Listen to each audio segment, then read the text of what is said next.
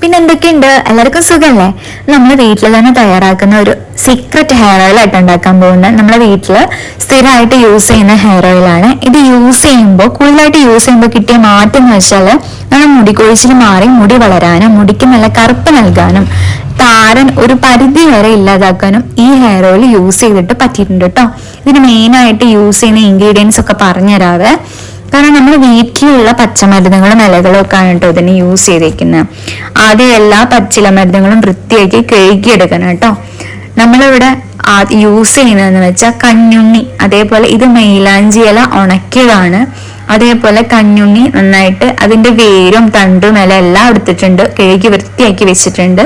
വേപ്പില ഉണക്കിയതാട്ടോ, ആര്യവേപ്പിലാണ്. തുളസി നമ്മൾ കൃഷ്ണ തുളസിയും അതേപോലെ രാമതുളസി എടുത്തിട്ടുണ്ട്. പിന്നെ ചെമ്പരത്തി, പിന്നെ കറിവേപ്പില കഴുകി വൃത്തിയാക്കി വെച്ചിട്ടുണ്ട്. അതേപോലെ കറ്റാർവാഴയും അങ്ങനെ തന്നെ കേട്ടോ. അതിന്റെ കറ കളഞ്ഞാട്ടോ വെച്ചേക്കുന്നത്. പിന്നെ പന്നിക്കൂർക്കയില, ഇത് ജലദോഷമൊന്നും ഇല്ലാതിരിക്കാൻ യൂസ് ചെയ്യും. നമുക്ക് ഇനി ഇത് പേസ്റ്റ് രൂപത്തിൽ അടിച്ചെടുക്കണം. കാരണം ഈ കഞ്ഞുണ്ണിയും അതേപോലെ തന്നെ കൃഷ്ണ തുളസി, വേപ്പില, ബാക്കി വരുന്ന ഇലകളൊക്കെ അടിച്ചെടുത്തതാണ് കേട്ടോ ഇത്. പക്ഷെ ഇത് നമ്മളെ കറ്റാർവാഴ മാത്രം അടിച്ചെടുത്തതാട്ടോ. നമുക്ക് ഇതൊക്കെ അരിച്ചെടുക്കണം, എന്നാലേ എണ്ണ കുടിക്കാതിരിക്കും. ഇത് നമ്മൾ ഡ്രൈ ആക്കി വെച്ച ലീവ്സ് അടിച്ച വേപ്പിലയും ആര്യവേപ്പിലയും മൈലാഞ്ചിയിലയും നമ്മൾ അതൊക്കെ പേസ്റ്റ് ആക്കി എടുത്തിട്ട് നമ്മൾ അരിച്ചിട്ടുണ്ട്. കാരണം അതിന്റെ ചണ്ടിയും കൂടി നമ്മൾ അതിൽ പേസ്റ്റ് ആക്കിയിട്ട് അരിച്ചെടുത്തിട്ടില്ലെങ്കിൽ എണ്ണ വേവാകുമ്പോൾ അതിന്റെ ആ ചണ്ടി നമ്മളെ എണ്ണ വലിച്ചെടുക്കും. അതുകൊണ്ട് നമ്മൾ സെപ്പറേറ്റ് അത് പേസ്റ്റ് ആക്കി കഴിഞ്ഞ് നമ്മൾ അത് അരിച്ചെടുത്തിട്ടാണ് യൂസ് ചെയ്യുന്നത്. അതിലേക്ക് നമ്മൾ കേര വെളിച്ചെണ്ണയാണ് യൂസ് ചെയ്യുന്നത്. കാരണം കാച്ചിയ വെളിച്ചെണ്ണ വീട്ടിൽ കഴിഞ്ഞിട്ടുണ്ട്, അതുകൊണ്ട് നമ്മൾ കേര വെളിച്ചെണ്ണ യൂസ് ചെയ്തത്. എന്നിട്ട് നന്നായിട്ട് മിക്സ് ചെയ്തിട്ട് നമ്മൾ ചീനച്ചട്ടിയിൽ അടുപ്പത്ത് വെച്ചിട്ട് വേവിക്കാട്ടോ, ചെറു തീയിൽ.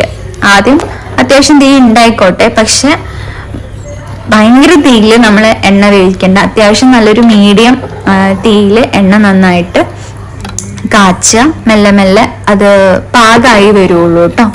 കാരണം ഈ പച്ചില മരുന്നുകളുടെ എല്ലാ ഗുണങ്ങളും എണ്ണയിലേക്ക് ഇറങ്ങുന്നത് നമുക്ക് നന്നായിട്ട് തിളപ്പിക്കണം. കറിയുമ്പോൾ തള വരുമ്പോഴാണ് എണ്ണയുടെ പാകം നമുക്ക് മനസ്സിലാവുള്ളൂ. കാരണം നന്നായിട്ട് തിളയ്ക്കുമ്പോൾ വെന്തുകൊണ്ടിരിക്കുക.